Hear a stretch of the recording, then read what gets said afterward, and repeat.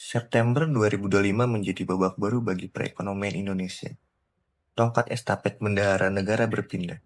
Sosok teknokrat ulung, Bapak Purbaya Yudi Sadewa, dipercaya oleh Presiden Prabowo Subianto untuk menahkodai Kementerian Keuangan. Bukan tugas yang mudah, di tengah tantangan ekonomi global, beliau hadir membawa visi program yang berlandaskan nilai-nilai dasar ASN berakhlak. Inilah potret kepemimpinan Bapak Purbaya Yudi Sadewa dalam menjaga uang kita, uang rakyat Indonesia. Nilai pertama, berorientasi pelayanan. Bagi Pak Purbaya, kebijakan fiskal harus langsung dirasakan rakyat. Gebrakannya terlihat nyata. Beliau tidak hanya duduk di balik meja, tapi memastikan anggaran negara benar-benar melayani kebutuhan dasar. Dukungan penuhnya pada program makan bergizi gratis bukan sekedar hitungan angka, melainkan wujud pelayanan negara untuk menjamin masa depan generasi bangsa. Beliau juga memperpanjang insentif pajak bagi UMKM hingga 2026, sebuah bukti bahwa negara hadir melayani pengusaha kecil agar tetap tumbuh.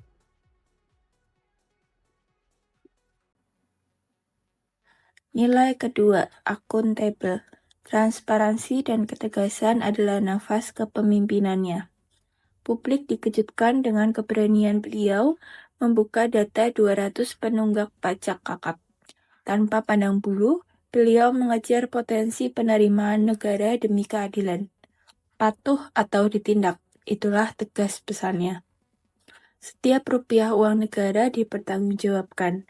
Beliau memastikan penempatan dana pemerintah di perbankan benar-benar disalurkan menjadi kredit produktif, bukan mengendap tanpa hasil. Inilah akuntabilitas yang sesungguhnya. Nilai ketiga, kompeten. Pak Purbaya memimpin dengan ilmu. Berbekal gelar doktor ekonomi dari Purdue University Amerika Serikat, beliau meramu kebijakan berdasarkan data, bukan asumsi. Kebijakan pro-growth yang beliau telurkan terbukti ampuh membalikan arah ekonomi di akhir 2025 menjadi lebih stabil. Beliau menjawab keraguan pasar dengan kinerja. Di tangan dinginnya, fondasi ekonomi 2026 semakin kuat. Kompetensi beliau membuktikan bahwa Indonesia memiliki nahkoda ekonomi kelas dunia. Harmonis dan loyal. Nilai harmonis dan loyal berjalan beriringan. Di internal Kemenkyu, Pak Purbaya membangun lingkungan kerja yang kondusif namun bersih. Ketika ada oknum pegawai pajak yang melanggar, beliau menyerahkan sepenuhnya pada proses hukum tanpa intervensi. Beliau menjaga harmoni institusi dengan membersihkannya dari benalu. Loyalitasnya pada negara tak diragukan. Beliau tegak lurus mengamankan visi presiden.